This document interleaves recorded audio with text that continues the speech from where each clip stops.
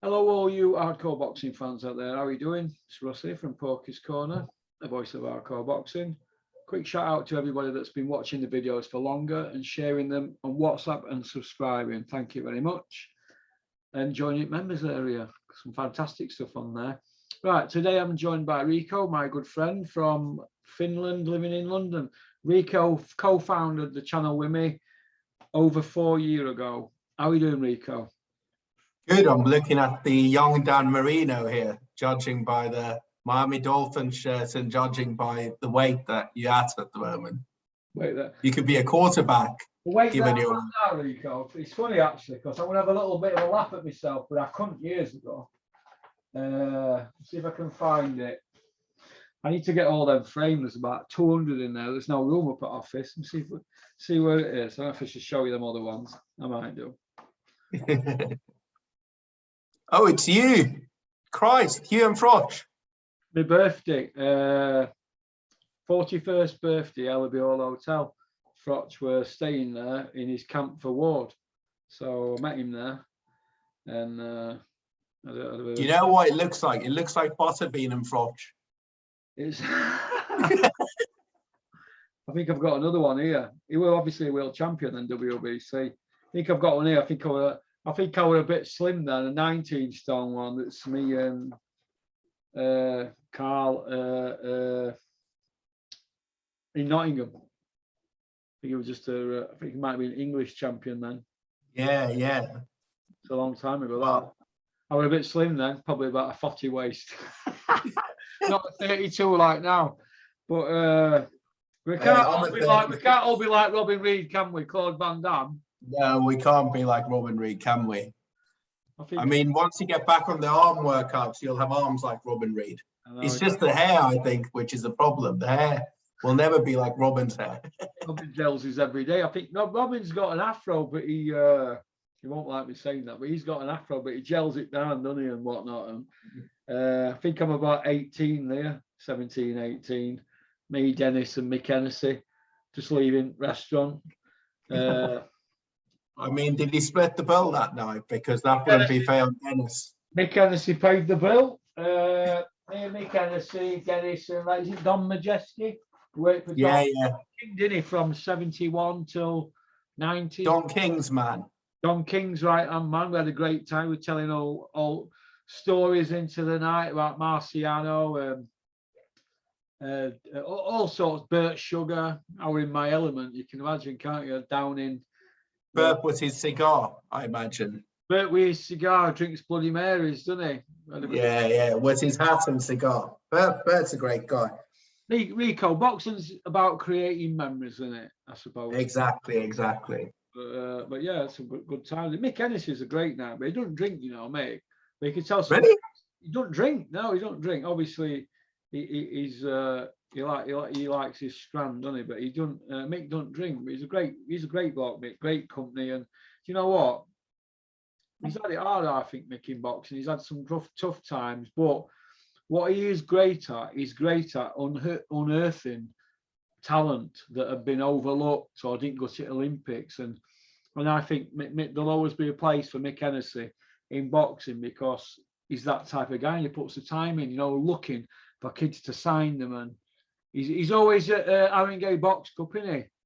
Yeah, I mean, look, he's got Barker and Froch and lots of other guys, and Tyson, yeah, Barker, Froch, Tyson pro him, didn't he? Yeah, exactly. And also, you think about he's now got Isaac Chamberlain, Shakan Pitters used to be with him. So these guys he's discovering are, decent fighters. Yeah. So, all right, then we'll some good news. Obviously, Callum Johnson against Joe Smith, 15th of January. Great fight to watch as well. Like the styles are going to mesh well. It's not going to be like Rigondo against Casemiro. I'll tell you that for free. It's going to be. You all right? Yeah, mate. I just had too big a gulp of that Guinness. He told me to get a can of Guinness down me a day, didn't it, surgeon? I'm struggling to get it down. I'm spewing it up. But yeah, I just a big gulp. But yeah, it's good. Good fight. Really good fight. I think it's good news for Callum, and sometimes shows that sticking around a Matchroom for too long just does nobody any favours. Yeah, he's one of the best kids I've ever met in boxing, Callum Johnson. He reminds me of Clinton Wood so much. Bit of a no-nonsense sort of guy. Don't chat shit. Just gets on with it. You know, very quiet. You don't see him working himself up like some people on social media and stuff like that. He's my kind of guy. Like, you know, I'm good friends with Clinton Woods. Obviously, I met him through Dennis, but he reminds me so much of Clinton Woods. They just get on with it. They're not bothered about he said, she said. They're just men, real men, just men's men, and I'll be cheering Callum. Obviously, I can't go to America because I've got a criminal record, but I'll be cheering Callum Johnson on in the early hours. And I know young Ollie, you know, was always Ollie Brady. He's a photographer at boxing shows. He's at Joe Gallagher's gym all the time. He lives out that way, a Glossop, and Ollie will be over at Mooney. He's close friends with CJ, and I hope they do well. And I think Joe Gallagher's got what he wanted, haven't they? Because they were being avoided, weren't they? Let's have it right. He's been an avoided fighter, Callum Johnson, hasn't he? So we have to give credit where credit's due. And I've got him to beat Joe Smith by knockout inside 3 rounds. I think Callum Johnson's at that age where he thinks, why does he need to take punishment like he did against Peter Beef? And just get him out there quick. You don't get paid for overtime, and I'm going to put a bet on. I'm only going to stick 50 quid on, so I've got an interest in the fight. 50 quid inside 3 rounds for Callum Johnson, and if my bet don't come in and he still wins, I'll be happy. If he don't win, I'll be gutted. But I think he wins. I think he's a favourite anyway to win that. Probably is. I mean, 2 big punches. Joe Smith is raw as well. He doesn't have the same amateur pedigree as Callum. He still works at a building site, doesn't he? But both very likable kids. But I just think Callum's a better fighter, and it's Callum's time. I think everybody in British boxing should be over the moon when Callum wins the title. And, you know, he's one of those guys that hasn't had the best of luck over the last few years inside and outside the ring. So, you know, you wish him the best and you wish him to win the title. And, you know, he's always delivered for the fans and brought exciting fights. So, you know, everybody should get behind Callum and cheer him on. Yeah. Yeah, and obviously he's a big guy, isn't he, for light heavyweight? Yeah, and Joe Smith Jr. isn't a big guy at all. I mean, Joe Smith Jr. Well, I think Callum might be a bit shorter, but just size-wise, Callum's stockier. Seems to have been around for ages, Callum. He won a gold medal in 2010 at Commonwealth. He looks like he's going to be a world champion in 2012, so he's probably a late bloomer, but I look at him and I sometimes think, what is he, 36, coming up 37? Mm-hmm. He reminds me of like, I don't know, I saw a car the other day, a Toyota Land Cruiser, and I think they're the best 4-wheel drives in the world at the moment for off-roading and stuck in snow and that. And he reminds me of that model that they all used to rave about. Tyson Fury always used to rave about him to me, but there's a particular year where they were really good. It reminds me of one of them. I don't know if it's 97 till 2000 model, Amazon one. I'm not sure. It reminds me of a low mileage one of them. They're still going strong. No lights on dashboard. Nothing wrong with them. 20,000 mile on clock or something. He's not got miles on clock, has he? He's got that one stoppage against Peter Beef, but he put him down. He's no miles on clock, but he's 36. Does that sound? No. I mean, he's had 2 stretches where he has had 2 years of inactivity, which isn't good, but it saves your career. Also, he's had a lot of quick stoppages. I think the problem with him was always that he went from Fagulioni to Beterbiev, and then he went and fought Shawnee Monahan, who everybody basically wanted Shawnee Monahan to win, beat him, and then his career has been very stop-start. But he's been in the gym, he's kept himself in shape, but he hasn't taken beatings. So, and at those heavier weights as well, you can go a lot older because his style isn't about speed. It's about power, putting punches together. Exciting fights. And I think, you know, you look at Kovalev, Alvarez in that division, and others. No, young fighters don't really make it that well in that division. So you have to be a bit older, more experienced, and have your man strength to really reign in that division. Do you feel, Rico, that if he gets jobbed out there, there's still a role for him domestically? I think he's past the domestic level per se. I think he's sort of on the balls, isn't he? All these yard people like that, Shakan Peters, and no offense against Shakan Peters, I like it. I think he even beats Dan Aziz. Dan Aziz, they're saying each next big thing, aren't they, Dan Aziz? But I don't think he could live with Callum Johnson, do you? Maybe not at this stage, but maybe in a year's time. I mean, I was there with Terry watching the fight, so you know, Dan Aziz is a very good fighter, but he still doesn't have that experience. I think with Shakan Peters, he's tall and awkward, has long limbs, but he's not a big puncher. Whereas Dan Aziz against Callum Johnson, that would be a hell of a fight. But let's let this fight happen first, and then we see where we at. But I think Callum Johnson has been avoided for most of his career. But that division's sort of up in the air when you look at the guys that are there. Joe Smith Jr., Callum Smith is in that division, so maybe you'd have a nice Callum Smith bout against the winner of that bout, where you'd have Joe Jim's old fighter against his current fighter, so you'd have good fights there. Would you like to see Callum Smith, Callum Johnson? There'd be some intense beef there. Oh, that would be a cracker. That would be a cracker. Pay-per-view, that, innit? Yeah, that would be pay-per-view, at least in Britain. And obviously, I don't know what relationship Joe Gallagher has with Callum Smith. I won't comment anyway, but I'd like to think that Joe Gallagher did all right for Callum Smith, wouldn't you? I mean, he took him as far as he could go. If you think about losing to Canelo, there's no shame in that. He was probably done at that weight, and I don't think Callum Smith can go anywhere else and improve. Maybe he need a change of scene, but I mean, fundamentally, Joe managed him very well and got him a lot of money and made him into a star. So there's not much more you can ask apart from loyalty, but that's boxing for you. Yeah. Okay, then. Well, we wish Callum Johnson all the best. A lovely kid, and I hope he wins. And Callum, good luck on Joe as well. Joe as well. Joe, yeah. Kugan Cassius has come. Joe G.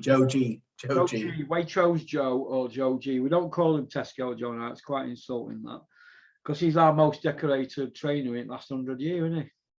Yes, and he's a fan of the channel. So yeah.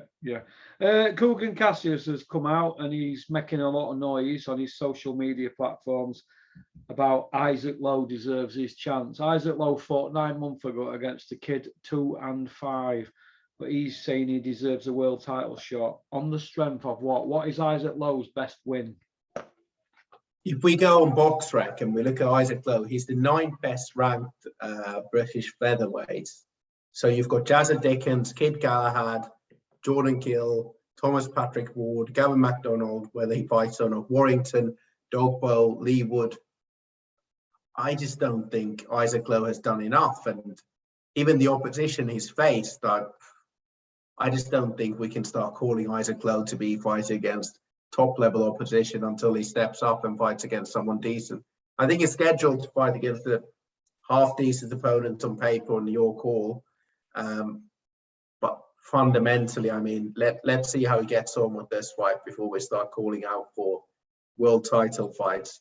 But in any case, MTK platform calls on behalf of MTK fighters. Where's the objectivity there? If he wasn't Tyson Fury's mate or cousin, would he be calling out in the same way? Right. Why isn't Kugan Cassius making noise about other fighters that deserve title shots, whether it be British, Commonwealth, European or world title level? Why is it always MTK fighters? Well, we probably know who's sponsoring and owns IFL, so that's another thing. So that's why people need to be careful if they find it impartial in any way.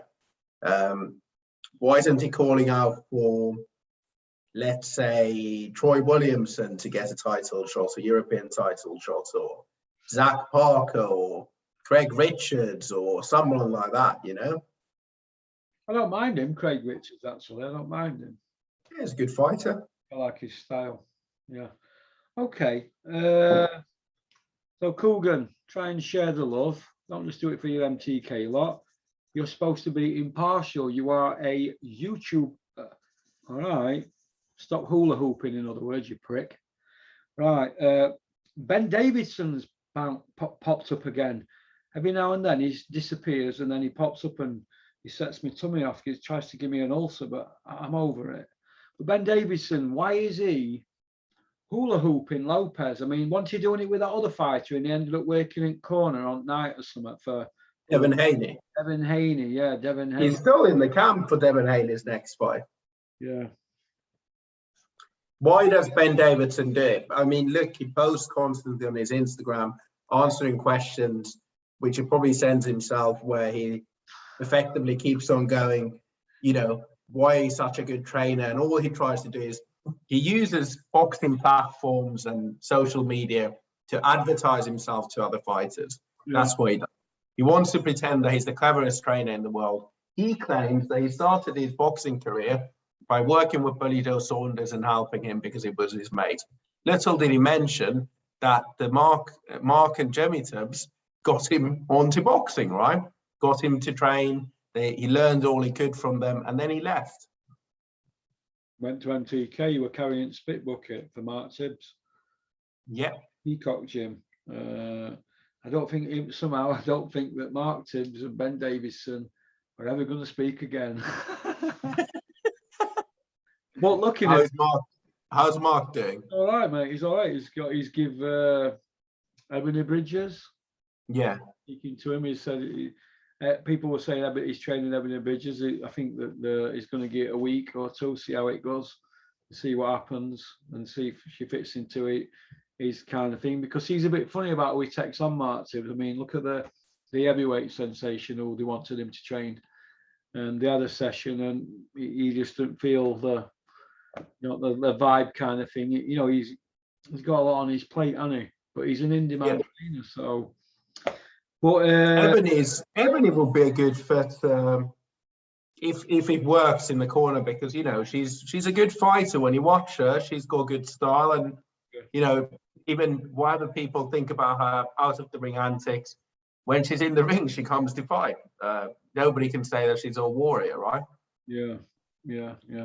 About it, yeah, okay.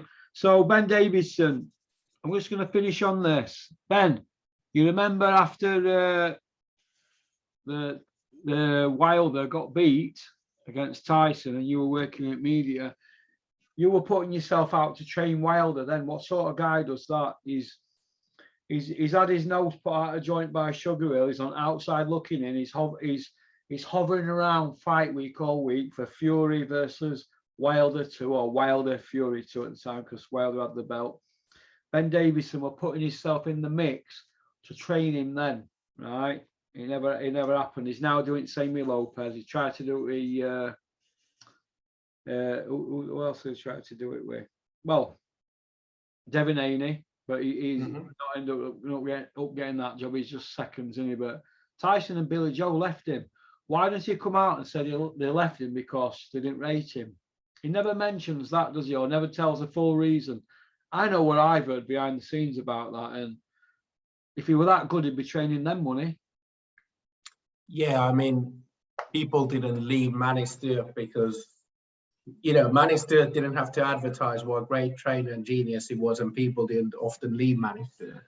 Yeah. It just didn't work out. So I just think generally it's very disrespectful talking about other people's fighters. It's like, imagine you've got a girlfriend that's, let's say you're a young guy, you've got a girlfriend that's a model, and one of your mates or somebody he knows is constantly posting on Instagram how they could, you know, how they'd be a better fit for her, and, you know, saying that you aren't that good at what you're doing, and, you know, you're not that good as a boyfriend and whatnot. I mean, that's what he's doing. He's just pumping himself out there, isn't it? Yeah. I think it's embarrassing, and I think it just shows, if he's so interested in training other fighters, why isn't he using that energy to train his own guys, right? He's got Josh Taylor, he's got Lee Wood, he's got a pretty good stable. None of them from debut. No, but I'll give him that. He's got a good stable, which has been MTK have helped build that stable for him. I'll give him that. But why are you spending your energy on talking about other trainers, what they're doing, and, you know, positioning yourself to train other guys? How are you going to train Teofimo Lopez and Josh Taylor when they probably want to fight against each other at some point? Listen, mate, there's no morals from any of these. Could you imagine him putting to spoken and talking about, I don't know, Fury? You think Peter Fury would put up with that? No. I mean, look at it like this. I don't like to mention this guy's names because he likes to complain about my channel to YouTube and get defamation stuff on me. So we're going to say Penfold. And I know you're watching, you little fuck. Penfold. We're tapping up Derek Chisora for years when he was with Don Charles. You know that, I know that. Mm-hmm. Everybody in the boxing industry knows that. And then he started doing it with Dylan White. Right? How are you doing? Are you all right? Oh, if you ever need to talk to anybody, blah, blah, blah. Well, look what happened. Down the line, he ended up with Chisora, didn't he? And then he left and then went back. And look what happened with Dylan White. He ended up nearly in the picture with they ended up in the corner, didn't he? And this is how it's done. This slide into the DMs and the rest is history. Sneaky bastards. Would you get Peter Fury or Mick Whale or anybody like that, Chris Smedley, any trainers I know, sending people DMs and trying to give him advice or saying what they should be doing and this and that? Fucking leave fighters alone, pricks. Leave fighters with the fucking trainers and stop fucking hula hooping them. Sneaky bastards using your contacts with fucking Eddie Earn and whoever fucking promoted you. Fuck off. Winds me up that. Does Rico, sorry for swearing, I'll get bollocking for this off Kevin, but it fucking really fucking gets my goat. Do you know what I mean? Well, it just sows a seed of doubt, doesn't it? It just sows a seed of doubt in fighters' head and they hoping they can capitalize. And maybe that's why, I don't know whether this happens in the US, but maybe that's why in Britain it's so hard to be a trainer and get your boxer to believe in what you're trying to do, because everybody's trying to steal them, right? Ben Davis, no, they constantly questioning the process. You know, when you're watching Ben Davis commentate, he's not telling the audience what they should know. What he's using it as is as an advert to explain what he would do. When the fighter watches the fight back, they'll say, oh, you know what? That guy has a good point. I should go and speak to them. That's effectively what they do. Yeah, and that's why Ben Davidson focuses only on the A side when he's doing his analysis. These people are going into fucking business for themselves, mate. That's what they're doing. They should lay off other people's fighters. If a fucking fighter don't want to be with a trainer, he'll fucking leave that trainer, won't he? He don't need another fucking trainer giving it that in his ear hole and stuck up his arsehole at the same time. Do you know what I mean? He really, I've never known no like it. I'm not going to say, but I was talking to a former world champion about this months ago. And he said to me, he says, I can't believe what goes on with trainers and approaching, you know, these new breeder trainers, let's just say age fucking 25 to 45 kind of thing. These new breeder trainers giving it that to fighters. Oh, you need to be doing this, or I should do that. Oh, if you ever need anything, you know, I'm not going to dish trainer you've got, but you know, you can come and talk to me. Fuck off, sneaky cunts. I think it's not even new breed. I think it's so common that everybody has to do it to protect their own interest, and that's what's hindering boxing. It's different if you in camp with somebody and you know you're in there to be paid, but it's another thing when you proactively choosing to approach fighters and telling them that essentially what their trainer is doing is wrong or they're missing a trick. Listen, mate, there's fucking double agents all over. Me and Peter Fury always have a giggle about this joke I always come out with. I said, 1 minute I don't forget, I've been around it and seen it. 1 minute you've got people coming into gym and they're coming in every other day. How you doing? On one, then do you need help from the shop? Or then before you know where you fucking are, they're wrapping fighters' hands. And then you're talking to them, and then they're saying to the trainer, oh no, we're not going to that restaurant for something to eat. We're going to that one. We'll see you there. They're fucking dictating within a month. Fuck off and keep your nose out, you cunts. That's what I say, mate. I mean, other trainers should stay the fuck away from other people's fucking fighters. It's like It's like your mate pinching your bird's arse in a nightclub, or you're coming home from work and he's having a coffee, and you're like, what are you fucking doing here with your shoes off? It's like that, isn't it? It's basically that. It's basically that. Yeah, slags, whores. Anyway, speaking of fucking slags and whores and hula hoopers in boxing, Eddie Hearn. Remember to breathe, Ross, all right? Remember to breathe, mate. You're still recovering. Just breathe a bit, all right? Just relax. I'm not leaking, am I? Let me have a look. I am. Fucking twat. See what it does to me? This is what it does to you, isn't it? Unbelievable. But anyway, Eddie Hearn, he's come out, and you've seen this video. I haven't seen it yet. John Fury's dug an hole for himself, hasn't he? And, yeah. And Eddie, he's going to fill Eddie Hearn in the fucking hole or something, isn't he? Hey? Yeah. I can't believe you burst your stomach complaining about boxer-sized Ben. It's just a leak. It's just coming through. Well, no. Boxer-sized Ben nearly killed you, mate. Fucking Tony Bell, you'll give me this fucking bastard. 3 years. Look at that. Fucking hell. No. But anyway, Eddie Hearn. Big John Fury, the fighting man. You've seen it, haven't you? Big John Fury, big fighting man. It's bred in us. We love to fight. I've just done 12 years for a fight. Invade my space. I'll drop you where you fucking stand. 200 kilo bench press with me, Corey. Yeah. Every morning before we put my stew on the fire. Number 3 in Europe. Number 3 in UK. 5 in Europe. Number 30 in the world. Pop, pop, bang. End of bum. What's that other one he come out with? Well, I'm trying to think what it said now. Why is he being cheeky? That always gets me. Well, he's good for a laugh, isn't he? But all village idiots, aren't they? But I think his 15 minutes is up now, isn't it? He's the guy that we send the videos to say to your mates, look at this guy, so we can laugh at him, right? Yeah. We don't take him seriously. And he's become a character of himself, hasn't he? Over time, he has just become like this meme. He's just become a walking meme, hasn't he? I said to Max, right, I've had Max with me today. I took him for a game of snooker today. I beat him 3-0. I gave him 21 start every frame. I destroyed him. But anyway, to cut along, she tried to fucking snooker me, mate, for fucking about 20 minutes at first frame. I played Max on a table today, right, that were a fortune to play on. And it was the table that Jimmy White beat Andrea on. I think in Mercantile Credit in 91, and it's the best table in this club, and it's that day to play on it that nobody goes on it, they go on other ones. So I says, Max, we'll go on that table there. He went, yeah. He must have thought he were going to fucking beat me, and I'd end up paying bill money. Anyway, I fucking did him 3-0. I went, pay the bill. But anyway, Max, I said to him, don't keep texting John Fury and having a dig at him, because leave it. Anyway, so he left it. Anyway, he's not texted him, and then fucking John's fucking piped up on it yesterday. Fucking texted him after a period of 4 or 5 days or something. I said, obviously, really? Spelling is a bit like Isaac Lowe's, isn't it? You know, he's spelling.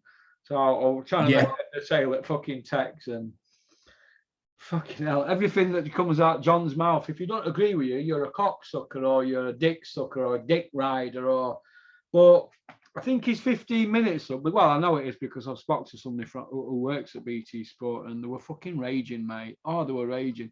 And you've got to feel for Tyson and Tommy, because they were there, weren't they, in the middle of this? Yeah, I mean, look, it didn't put either of them into good light, and they looked like they were embarrassed. And I think what John said was just, it's outdated. And as Terry said, and I've spoken to him about this as well, that's the thing that puts people off boxing. I mean, BT are a listed firm, a national broadcaster who has values, and they've got CSR programs and, you know, code of conducts that they want people to apply for, and, you know, people to behave in a certain way. So if they're talking about representing, whether it's rainbow laces in football, or whether it's, you know, women in sports, or, you know, championing things that are, you know, good in society and people should champion, frankly, having somebody like that behaving that way on their platform, that's just not on, is it? Yeah, and it's bigger than boxing. It's bigger than the sporting department. That's about BT, how they want to conduct themselves and want to be seen. I mean, it can't be good for BT that on a BT backdrop that's been shared, right? Multiple times, millions of times across the globe. And how do you think MI5 are going to feel about this now? Because they're watching John, aren't they, closely?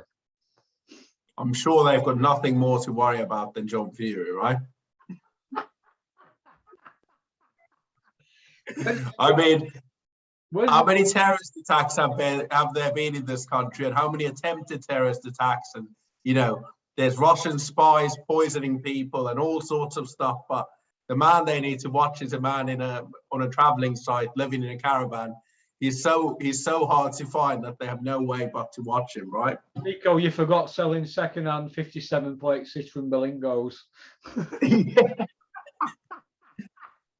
John forgets that I know people that have known him all his fucking life, mate. Some of that stuff he's created so much bollocks and made so many lies up that it's all coming to bite him in fucking arse. Now, what about his 140 kilo bench press, 8 reps just for a warm up?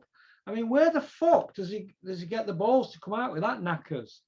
Well, nobody's going to challenge him, are they? Boxing media, but I think AFL would have asked him something, wouldn't you? Or what's he called? Andy Pirro. You thought he'd have said something, wouldn't you, from Boxing Social? I mean, would you say something if you young like Andy and next to you? Probably wouldn't, would you? He's a Muslim. John had him eating a pork chop, didn't he? I'm not sure he's a Muslim, but still, In any case, I just think what John said was just a bit disgusting, and it was just so vile. It was just so out of context. And there's a line that you can go with this stuff, and there's a line you shouldn't cross. And I mean, rightfully so. I mean, any of us in our jobs, if we are speaking publicly, like, we wouldn't tolerate that from anybody else. Remember what David Hayes said a few years ago, right? About the one-sided, gang rape. Yeah, exactly. So he got a massive backlash from that, but he's the fighter, right? This is a guy that's somebody's dad. Yeah, he's not really involved in this. Like, they can do with him or they can do without him, right? So I wouldn't expect to see him on BT Sports anytime soon, or I wouldn't expect to see him in any press conferences anytime soon. You think he'll cause bollocks behind scene now if BT fuck him off and try and get Tyson to go to Sky?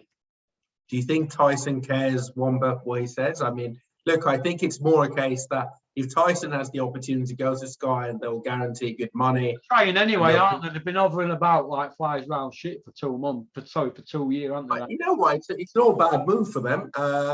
No. Sky, if they can keep Joshua and they can have Fury, they can have both of them on the platform, run lots of pay-per-views, do they boxer? They would have a massive upper hand on DAZN, wouldn't they, in the UK? Do you think, Rico, yeah, they would, yeah, but do you think, Rico, for 1 minute that Bricktop is emotionally involved with them? He's been around the game 40-odd years, like Aaron, they don't get emotionally involved with fighters. Bricktop will know that they will shaft him first chance they get, but he'll shaft them. Yeah. So a bit like Dave Allen and Dennis, they're both shafting each other, aren't they? Dave Allen wants to get back on Sky. Dennis knows that he wants Dave Allen to help him fucking get fights on going. They know the score, don't they? Do you know what I mean? Yeah, I mean, look, everybody's in it for themselves in boxing. I don't blame anybody. Tyson needs to look after number one, and Sky's the best boxing and sporting platform in this country by a country mile. So if BT are going to sell their sporting business, why would Tyson want to be on BT? Because if they're going to sell their sporting business, they're not going to continue to invest in it in the same way as before. Exactly. So smart cookie, Tyson, with money. Very, very true. Yeah, look, you can have Top Rank has they deal with Sky as well, don't they? Yeah, but Top Rank fights ahead on Sky. If he wants to fight in the US, it makes no sense for him to be fighting on BT in the UK when Top Rank has to deal with Sky. He can still fight in the US. They can put the pay-per-views in the middle of the night and people buy them if they want to. And it's not much away, right? It helps everybody. It just makes everybody's life more simple. Yeah, but you've got to look at it like this, right? Tyson's very shrewd. Look at his CV. He has got English, British, Commonwealth, Irish, European, all the world belts, and touring magazines. He's got all that, millions of pounds, a massive profile. But how many people has he beat who are elite, who you'd say is elite? Let's have a look at his elite wins. Let's break down the CV. Klitschko and Wilder. Klitschko and Wilder. There you go. That is it. But you're not doing it, but I don't think Tyson's ever been doing it. Since his comeback, he never did it for anything but money, right? Yeah.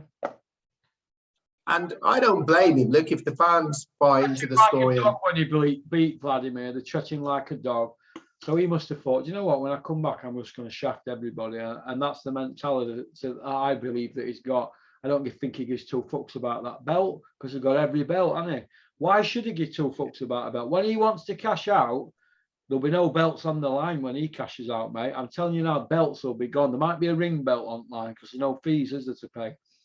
There's no belt online when he cashes out. And why not? Because he was treated awfully. When he should have won sports personality, shouldn't he, when he beat Vlad? Yeah, exactly. I mean, I agree. And also the other thing is, at the end of the day, he's the one that got himself back into shape. He's the one that got in the ring against Wilder. He's the one that fought Wilder 3 times and decided to fight against Wilder again after being knocked down. There was other routes he could have taken that would have probably been a bit easier. So credit to Tyson for doing whatever he wants. I mean, he's made smart business decisions outside of the ring and inside the ring. So I think he's navigated his career near perfectly. He was the one that decided to go all the way to the US and, fight on the top, do the deal with Top Rank and go and promote himself out there. It would have been easier to do it over here, right? Yeah. All right, then. So we're going to give a thumbs down for John Fury for what he said then. Yeah. He's just thumbs down as a character, right? Yeah, he's 15 minutes up. John Fury, come see me. On the hard road. John Fury here. I'll fight any man over 50 in the ring or on the hard road for money or for free, and I'm willing to prove it. Prove it, John. Right, enough about the adventures of Tintin. Let's finish off on Brooke Khan, Williams Eubank being put back, and Ben Shalom. Could he be the new face of boxing? Because he's moving around in the shadows very quietly and discreetly, but putting fights on that Eddie Hills, the 4-0 Iceman from Billericay, free by way off, could not fucking put on for love nor money. Why do you think these fights are getting made now? Is it because Eddie Earns slung his hook? I mean, look, if you don't have a massive ego and you don't make it by yourself, it probably makes it a lot easier because fighters have massive egos themselves. So if you're trying to make the best fights, and also Brooke Khan, why would they go on DAZN? It's a bigger fight as Sky. It doesn't make any financial sense for them to go on DAZN. So I think he lets fighters do what they want. And I've been really impressed with Ben Shalom since he's come on the scene, at least on Sky, not Boxer, but on Sky. He comes across well. He doesn't make it by himself. He puts on good shows. I thought the Boxer show Terry and I went to a few weeks ago with Andrew was excellent. And I think it was run well. The matchmaking was good. This Brooke Khan's another demonstration of why the fight never happened, because Eddie was in between. Look at the best fights in boxing that have been recently made. None of them have involved Eddie Hills, right? Yeah, when was the last time Eddie put a really big fight on in UK? Joshua Usyk, but that was mandatory and that was an easy fight to make. But I'm talking about, we've made, thinking about fights like Pacquiao Mayweather or, top rank making fights with PBC. That happens regularly these days. We've got Frank Warren making fights with Boxer. We've got Khan Brook, who are basically independent, making their own fights, right? All of these fights are happening without Eddie's involvement. Do you think that Brooke Khan's a good fight? Because I think they're both massively past the sell-by date, but I'm gonna buy it and tune in, Rico. Combined age of 70, probably. So no, it's a terrible. One of my mates asked me, "Should we go to Manchester and buy tickets?" I was like, "No, I might watch it, but it's not a good fight on any means. I mean, it's not for anything. It doesn't lead to anywhere. It's two guys that should have fought 7-8 years ago. We're looking at two guys that have been knocked out multiple times in their careers. It's just going to be a bit sad, right? It's going to be like watching Larry Holmes against Butterbean. Yeah. You know, like when you're watching, not to compare them against Ali, but when you're watching Ali against Larry Holmes and you're like, this is terrible, right? This is terrible watching Ali in this state. And that's what Brooke Khan's going to be like. Yeah, but which one's going to be Larry Holmes in that fight? Probably Khan. I think Khan has. His speech is slurred. He's not as quick as he used to be. Doesn't have much of a chin anymore. He's been scrambled his brains multiple times. Yeah. I've been told that Kell Brook can't hold a shot now because of his face, and they're more or less just going to prop him up, and hope they can get paid all them surrounding him. Do you think that's bad? Yeah, that's what happens with boxers. Boxers are the last people to know they're gone, right? Do you feel, Rico, that Kell Brook could get stopped inside 2 rounds with a bad facial injury and there'll be fucking hell on in the arena? If that happens, do you think the people putting the fight on have to hold their heads up in shame, or the people behind the scenes, the teams on that?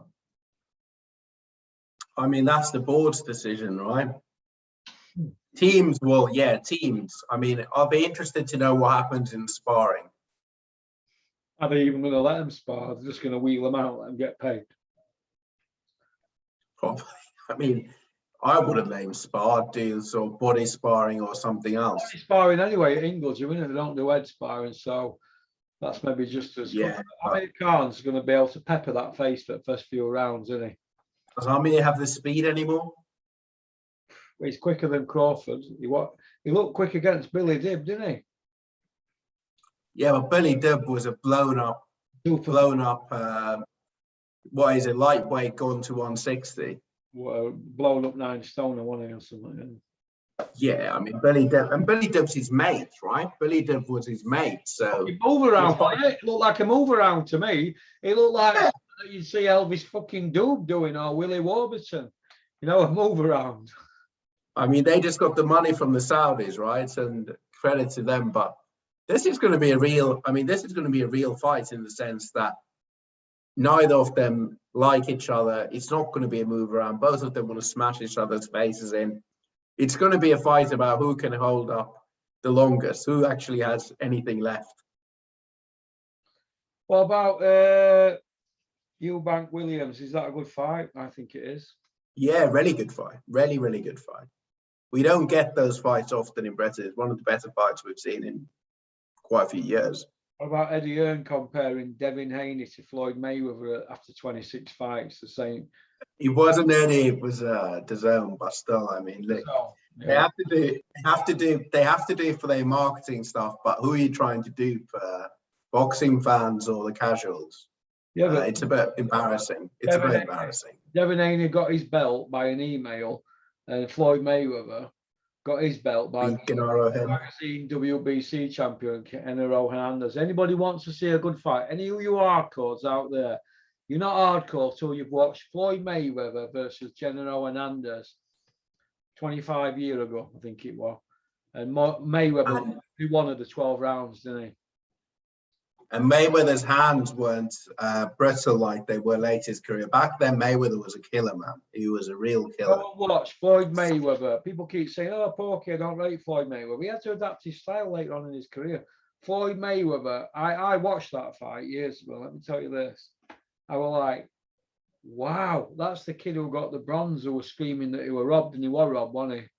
So he got robbed against that Toradov or something, wasn't he? in the Olympic. He Yeah. won a bronze. The Bulgarian guy. Yeah. He accepted the bronze. You were robbed. But let me tell you this: Mayweather versus Hernandez, YouTube. Go and watch that if you want to watch a master class. It's the equivalent to Calzaghe Lacey and Carl Froch, Arthur Abraham. Go and watch it. Master classes. Go watch Robin Reed, Henry Wharton as well. That's another master class. I'll give you another Mayweather masterclass. Mayweather against Gotti. Beat the living life out of Gotti. Yeah, but that was 6 or 7 round stoppage, and he just batters Gotti. The speed, Gotti can't land a glove on him, and he just lands flush punches. And look, go watch him against Oscar De La Hoya. Totally different, wasn't he? Because of his hands. Yeah, he'd moved up in weight, and also Oscar was massive at the weight, right? Oscar was probably 160. 170 ring on night, yeah, wasn't it? Yeah. 170. But his Mayweather's hand started going late in his career, constant hand injuries, broken bones, everything else. So he had to sort of change his style. And also when he went up in weight, he's fighting as much bigger guys, but he still found a way to win.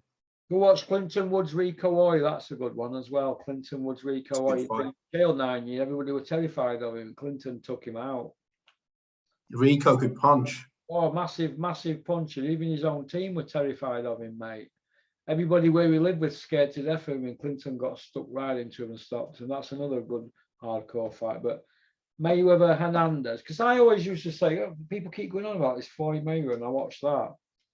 Mayweather Hernandez, and I was like, this is why they're going on about him. Bob Arum were raving about him. Well, he had him then, didn't he, Bob Arum?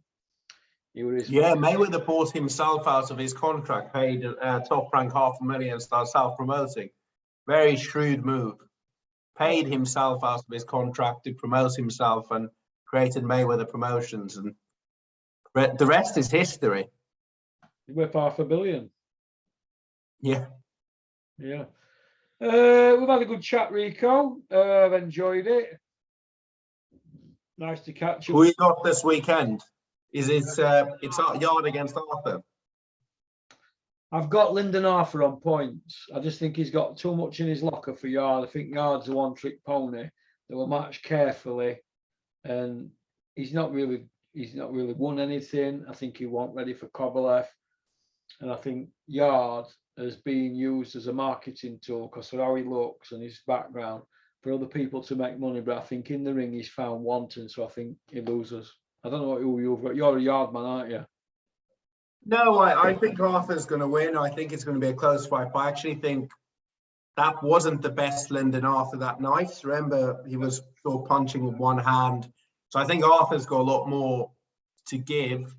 But Yard, I'm a Yard fan, but I don't actually know how good he is because he hasn't had a meaningful win in his career. So I think, you can't count Dex Feldman and other guys.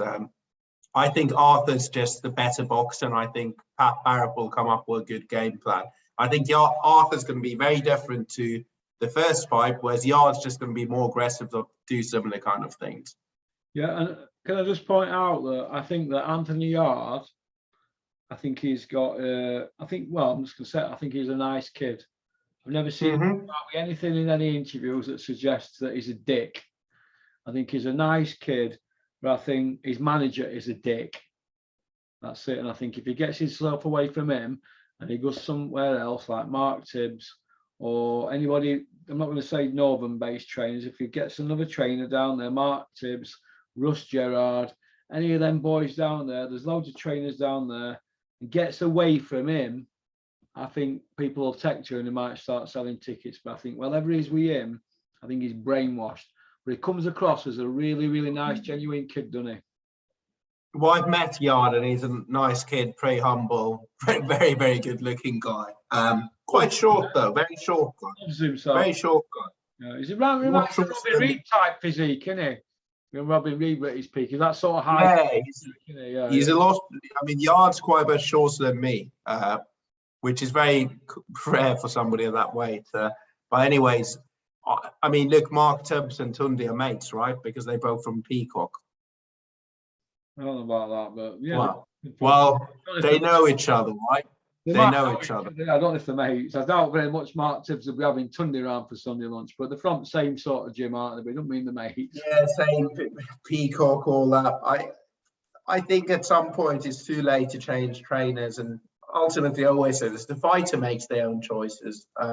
Who's trainer then of him now then? Because I've heard they were bringing somebody in. Is that all bollocks and all that? They might have somebody in the camp, but look, it's Anthony's career. He has to make his own choices. And at the end of the day, Tunde was the one that brought him more or less from zero. I mean, Tony Cisse was his amateur trainer before. He has to be given credit for that. He has to be given credit for that. But my argument with Tunde Ajayi is this: he's a fucking know-all in boxing. Yard has but not. Do you judge Tunde by his public persona, or have you seen him in gym? That's always my argument. Right, well, all I see him doing in gym is this fucking pity pat shit. That don't do fuck all for me. That's what they show you. It doesn't mean that's what they always doing. Yeah, but boxing isn't always about that. It's always about getting into somebody's mind and stuff like that. I know Dennis did a lot of mentoring with Jamie McDonnell and other people, Clinton. It's about speaking with people and all that. A lot of it's mental, isn't it? But when I see him on fucking pads, I think, what the fuck is all that shit? That didn't help him against Kovalev, did it? But do you think when Floyd Mayweather was doing exactly that same thing on his pads, do you think that's all they did on the pads? Well, no, I don't. But I just think that and him fucking causing loads of bollocks for him behind the scenes, it don't get us to see Yard. I want to see documentaries about Yard. I don't want to see. It's not about fucking the trainer. I don't want to see trainers hogging the limelight and managers. Fuck off. I want to see about the fighter. Yeah, but I mean, at the end of the day, it's the fighter that makes the decisions, right? Who they keep around them. Yeah. And my point is this: what we see of Tunde is the image that he wants to publicly give about himself, right? And part of that takes away from the pressure of Yard. People get annoyed at Tunde. It might just all be a tactic. You know what?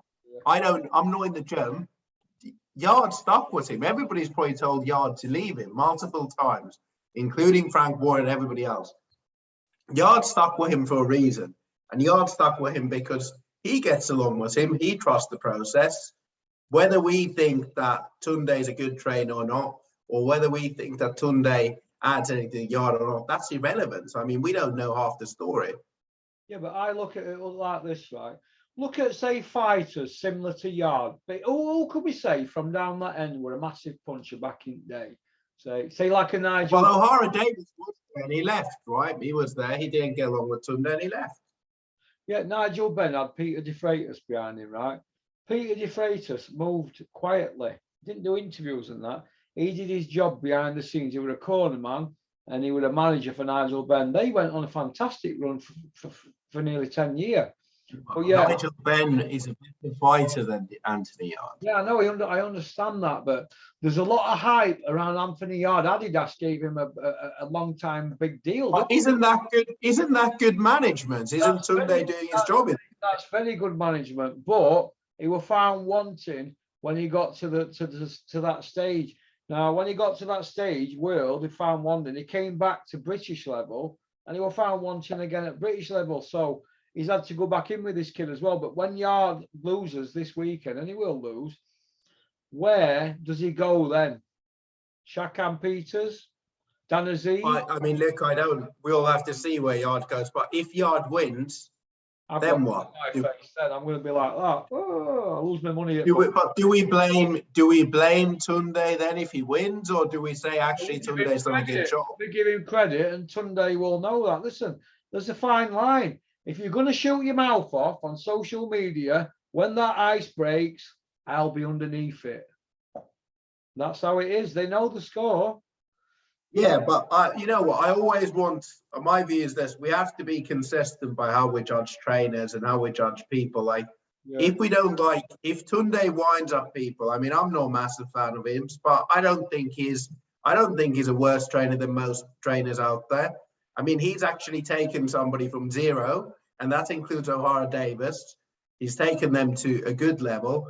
And most trainers, whether that be Ben Davis or others, can't say that. Whether we like them on camera or not is irrelevant, right? People have stuck by Tunde. to be fair to Tunde Ajayi, I don't see him arse licking like Ben Davidson. No. So to be fair, to Tunde, I'll give him that. He doesn't seem to be an arse licker. He's probably just going out to bat for his man. But Tunde Ajayi, if you're watching this, stop coming out with all that lions in the camp. Fucking lion bars, more like. Lions in the camp.